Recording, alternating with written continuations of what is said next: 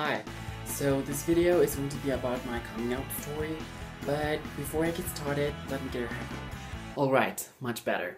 So, I've always wanted to do this because I received a lot of help through YouTube with all the videos that all you guys have uploaded, and I wanted to help others just the way people that did this helped me.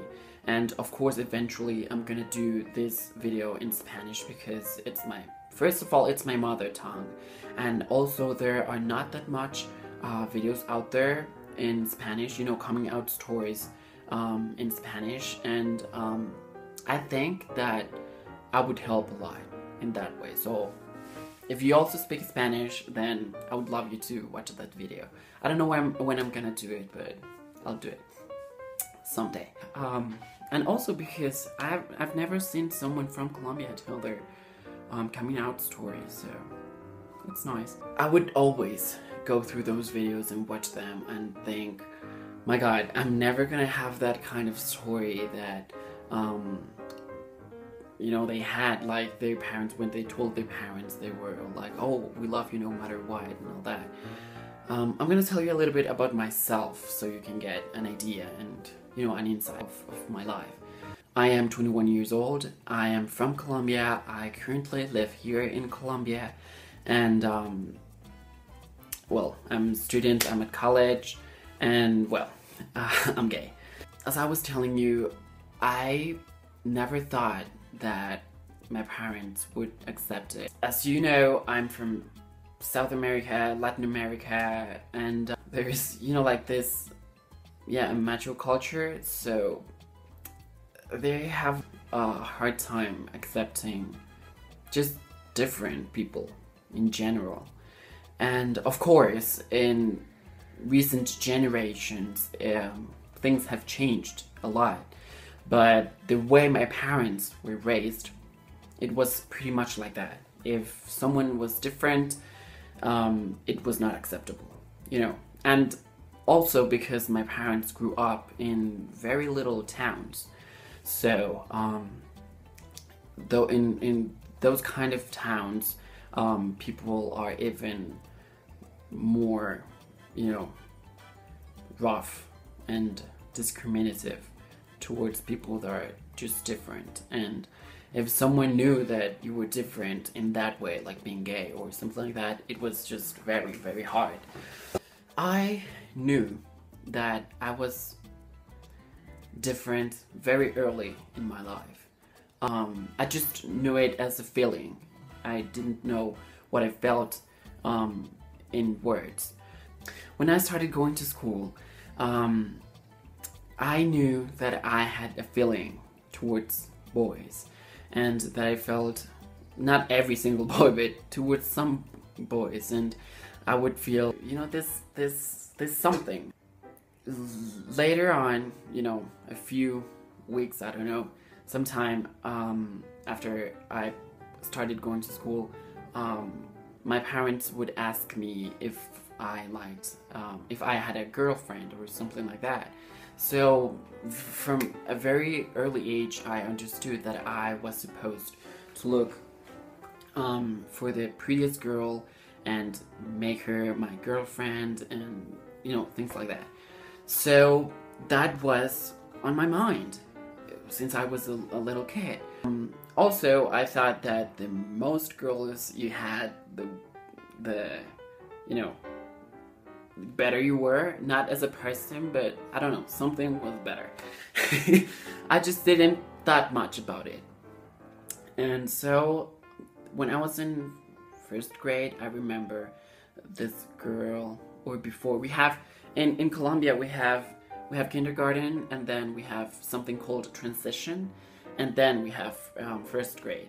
So in transition, there was this girl that would always try to kiss me and do things like that. Nothing more, just kisses. So I would kiss her back, and I felt like, oh, I'm doing something good. It was like, I knew that it was something that I was supposed to do. Somehow. I was supposed to do that. Because I was a guy. There was, oh, okay, I remember something that really shocked me. And I was, when I was very little, I remember that one day my sister came up to my dad and she kissed him. And I don't exactly remember how she kissed him, but I remember that I kissed him the same way. I was very little, and I don't know if it was just my dad or my mom as well. So they told me, "Oh no, you're not supposed to kiss another guy like that." I was like, "Why not?" And they were like, "Because you're a guy. Boys don't do that." And that was shocking to me, because that was the moment that I realized that I wasn't supposed to do something because I was a guy. It was probably something very innocent to my parents, but somehow I felt that they were starting to feel that I was different in some sort of way. I don't have a low pitch voice. I mean, I have a high pitch voice, not that much high, but I mean, if I sing, I'm a tenor. You know, I do not have a low register. Some people are just like that. And my parents, I don't know, they just didn't understand that. And when I was a kid, they would always tell me, "Oh, you have to speak like a man, you have to give a hard handshake," and stuff like that. Because I guess they were trying to avoid things for the future. So, okay. And I kind of had a hard time as a little kid with those kind of things. Because then my parents would always tell me, for example, they would put my sister on, ballet class and all that, and, or music, and they would always say, "Oh, you have to do soccer, you have to play soccer, or you have to go to taekwondo." And I actually went to taekwondo classes like 3 years or more, since I was like 5 or 6 until I was 8, something like that. They made me very flexible, but what they were trying to avoid, that of course was me being gay. First of all, I was already gay by then, and I still am. So I don't know. That's something that some people just have a hard time accepting.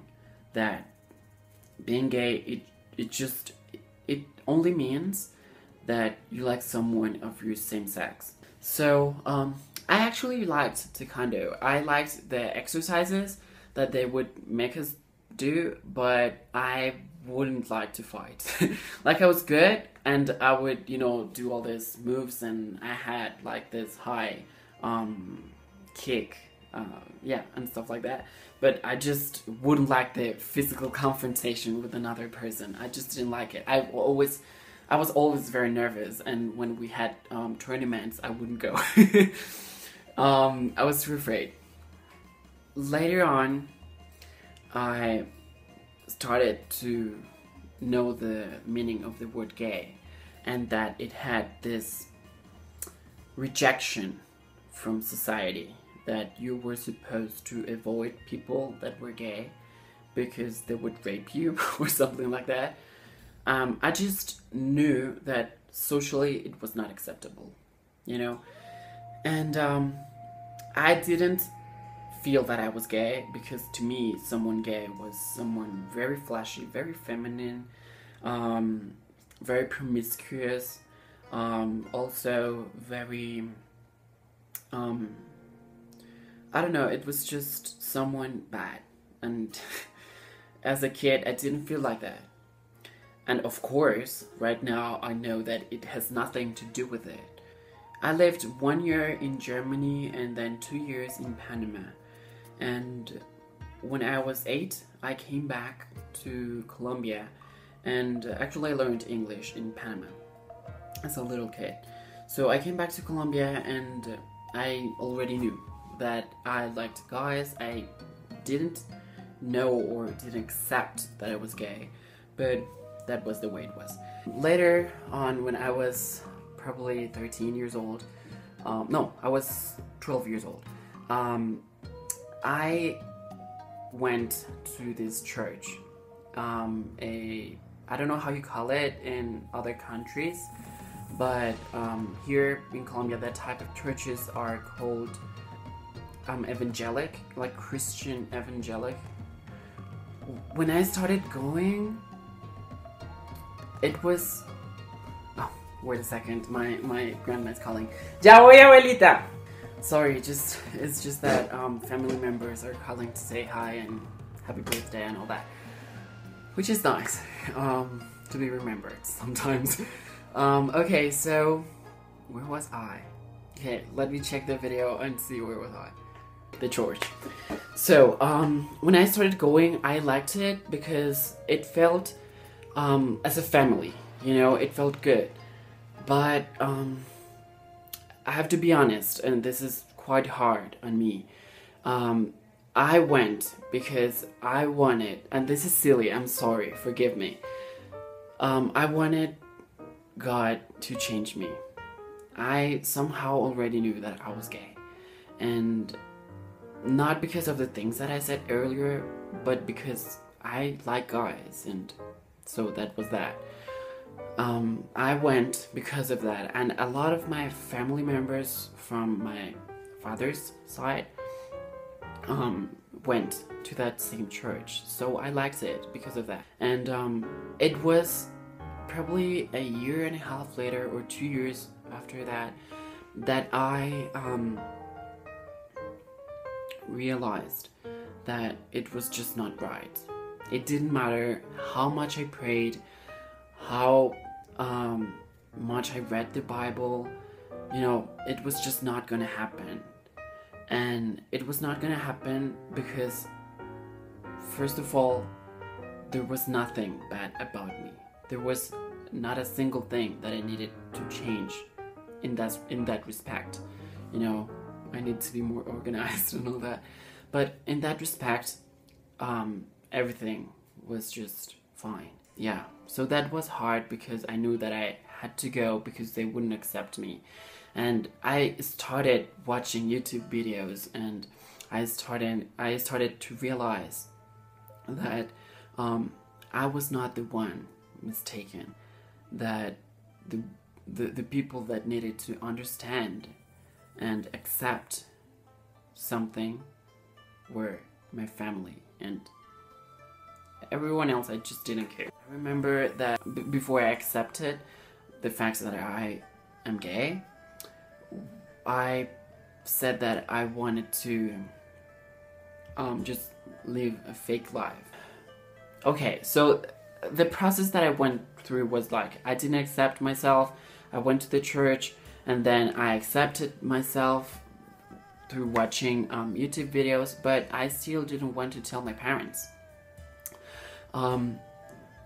It was later when I started not just watching coming out stories, but all these stories about people that had taken their own lives because of bullying, and because of, you know, because they felt ashamed, or because someone else killed them, or the fact that there are still like 5 or 6 countries where they penalize being gay with death, or, you know, that you can go to jail, or, you know, you get persecuted, and, you know, just horrible things that I couldn't bear with that.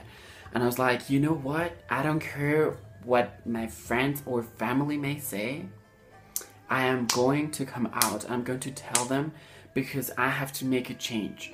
I cannot, even if it's just for one person, I want someone, you know, to look at me and say, you know, you can have a good, healthy life being gay, and that it doesn't change who you are as a person. It's just one part of your personality. The thing was that when I decided to come out to my parents, it wasn't just because I wanted to live an open life, but because I wanted to make a change for someone who suffered.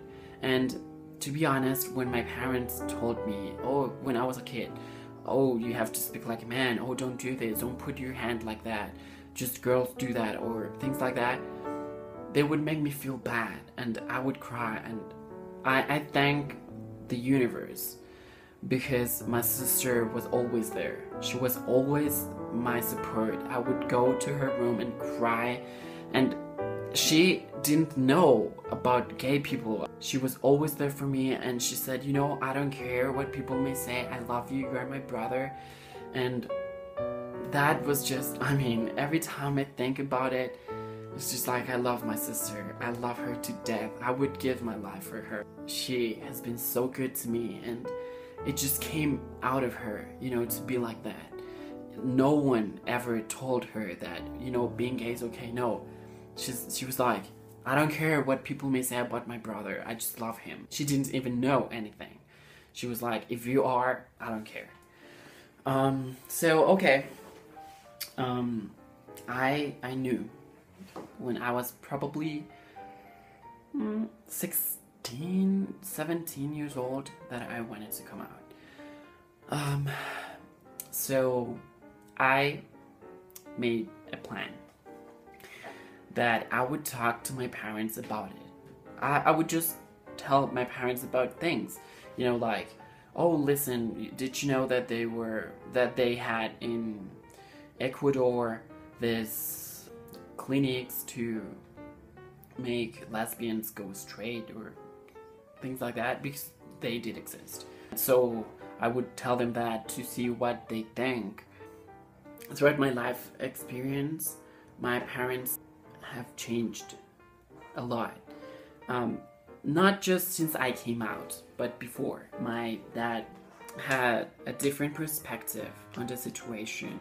Before I even tried to tell them, before I even tried it, I talked to them about that to see what they would think, and also to some of my friends. I made a letter to one of my best friends, and I just told her, and it was very hard because when I was writing that letter, I was starting to feel very anxious, and I knew that she would be okay somehow. I don't know. I mean, she would tell me that, oh, look, this person is gay. I just want all my friends that are gay to tell me I would just be okay, but I just never knew if she was going to accept me, because, you know, you're always afraid, like, okay, this person accepted this other person, but are they gonna accept me? Okay, I'm sorry if this video is long, but I just want to get my story out there and hopefully help someone. So I probably wrote that letter in 2 days. Yeah, and I sent it to her, and she it was like 10 p.m. and she would tell me like, I'm not home yet. I was like, tell me when you're home because I need to send you something. And she was like, okay, but I'm not home yet, so don't send it yet, or, you know. I'm like, what is, she was like, but what is it? Just tell me. I was like, no, I cannot, just wait till you get home. Then I sent it, and the first thing that she said to me was, did you know that I love you? And then she sent me this picture of her, like, she was just crying of happiness. I mean, Valerie, if you're watching this, I just love you, because, I don't know, but you were so important to me, and you are still. Just thank you. After that, I started telling a lot of friends of mine, you know, that I was gay and all that, and they were all just very accepting. They were like, we know who you are. The first thing that I told them, well, one of the things that I told them on the letter was that I was not going to be their gay friend. You know, I do not want to cut hair. I don't want to go shopping with you. You know, I am who I am. I'm not gonna change. I'm not a different person just because I tell you that I'm gay. Okay, when I was writing this letter, I got sick. Apparently, I was very emotional, and it got to me, and I had something, I don't know how you call it in English. In Spanish, it's called costochondritis. Okay, so apparently it is called costochondritis. Okay, it says is an acute and often temporary inflammation of the costal cartilage. I don't know if you pronounce that like that. I'm sorry. If I'm pronouncing something bad, just tell me, and I'm sorry. The structure which connects each rib to the sternum and the costosternal joint. The condition is a common cause of chest pain. So that was I was feeling. Then the next week, I had this spasms.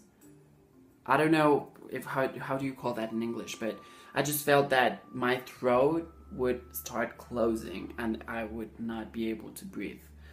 Not completely, but yes, as if I was allergic to something, but apparently it was all just emotional. I was also going through a lot of things in my life. I'll tell you later if you want to know. Just let me know in the comments.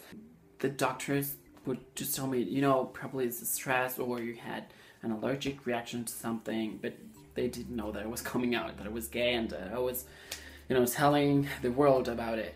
So okay, and then 3 weeks later, I went to Venezuela with my parents, and we arrived on a Saturday, and then on a Sunday I got sick, very, very sick, and this is where things go just down the hill. I got sick because I have something that is called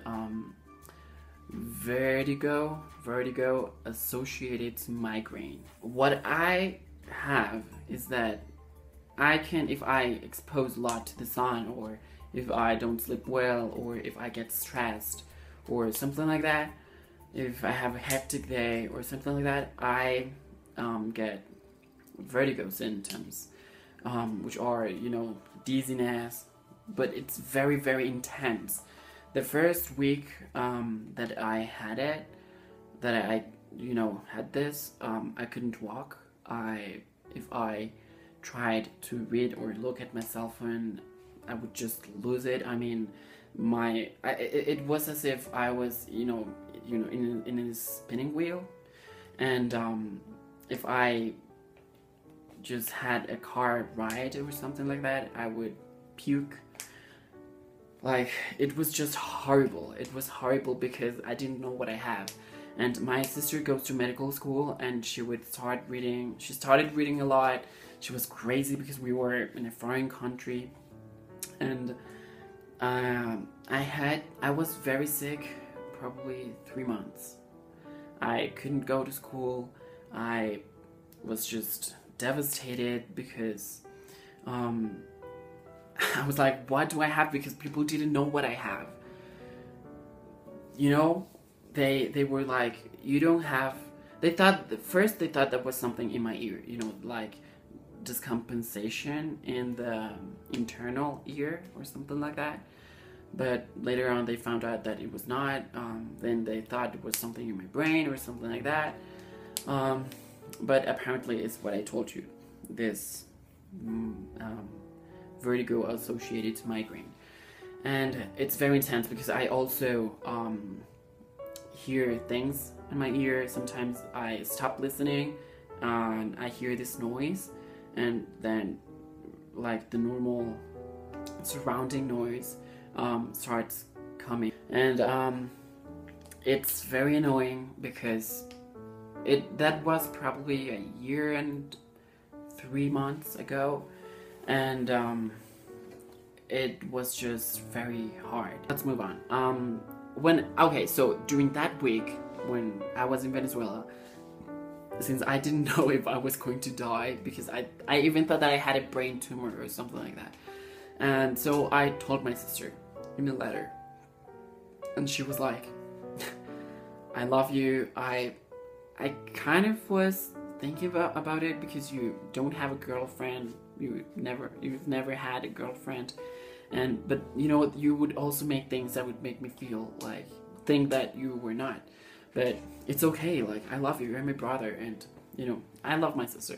I was ready to tell my parents, but I couldn't find the right moment to tell them. And my sister told me that my parents were suffering a lot, not because they didn't know, but because my father felt bad, because you know, he wanted me to feel that I trusted him enough to tell him.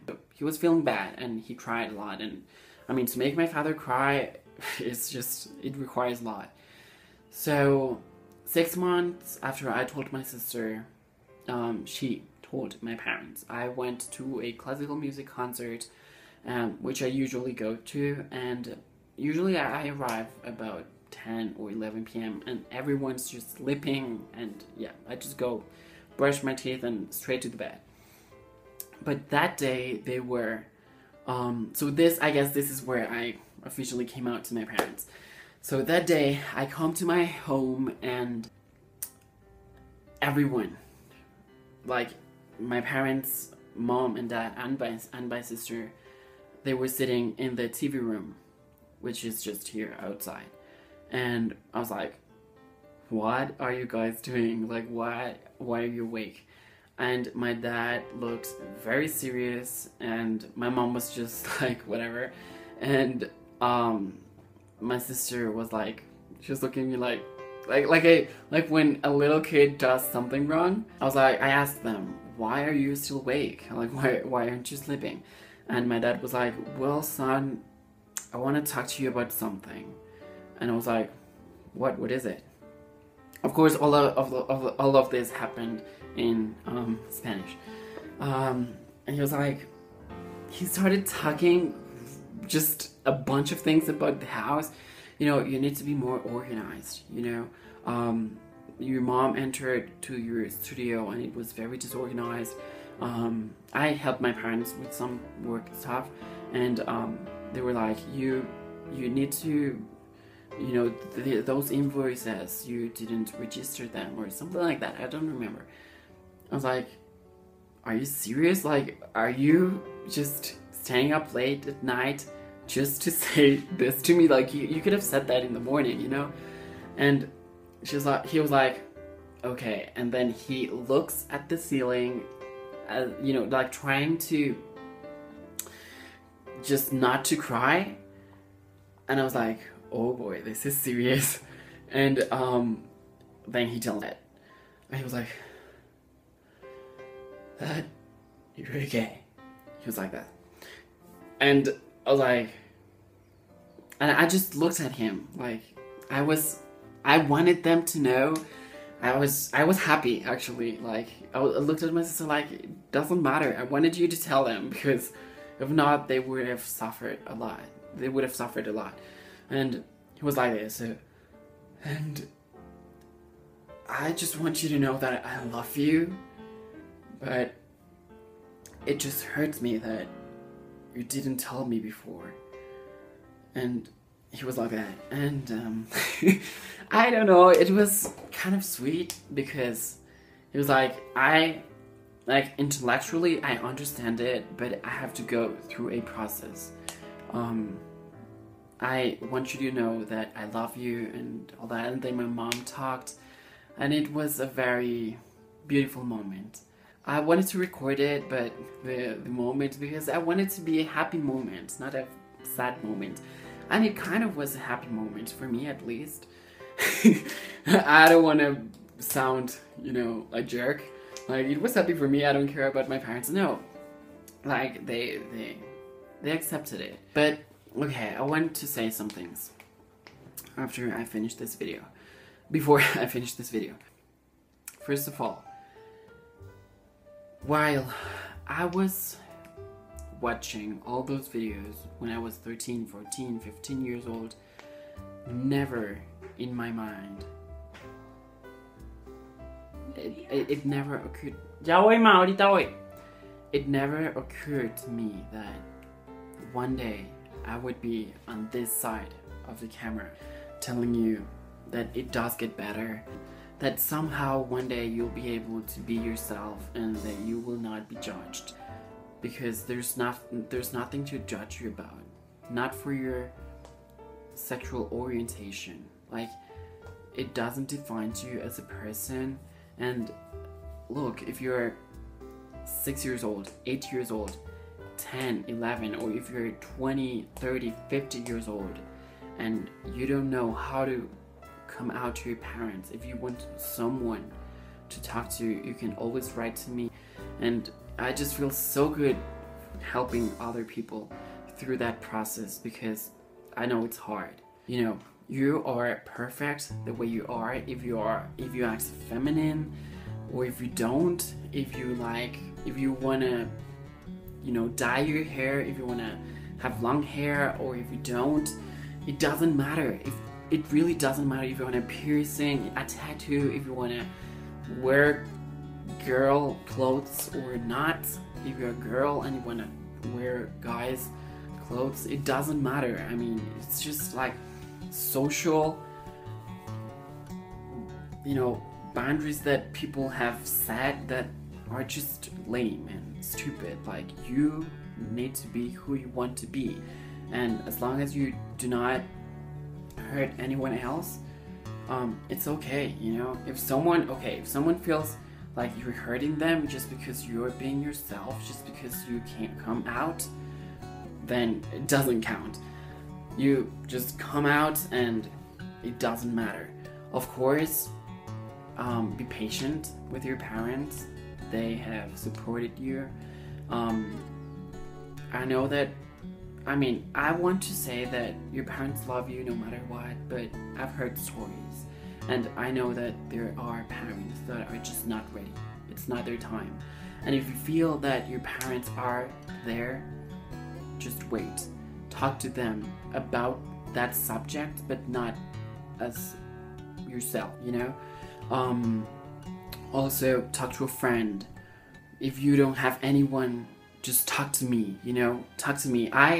When I was a very little kid, if I didn't have my sister, I think that I would have thought of taking my life or something. You know, it was hard for a little kid, a 5-year-old, a 6-year-old, an 8-year-old little boy. That is hard.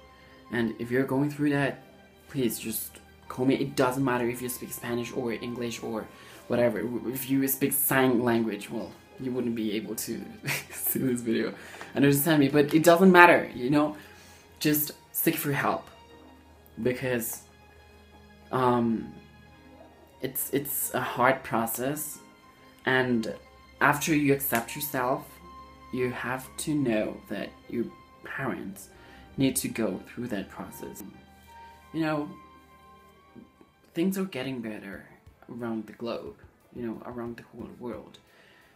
Every day there are more countries that are more accepting. Of course, there are some countries that are more accepting than others, but yeah. So just let me know, you guys, what you think. I'm sorry if this video is too long, but I mean, after all, this is why I came out, to be able to help people. And of course, I want to live a happy life and be open with my parents if I have a boyfriend. Thank you guys for watching, and I hope that you guys like this video. I don't know if I'm gonna do more videos, but just keep me posted on what you think. And I'm gonna put my Instagram and Twitter account and all that here on the description box below. And okay, I have to go because today's my birthday and I think everyone is outside. I mean, it's what? It's 9:30.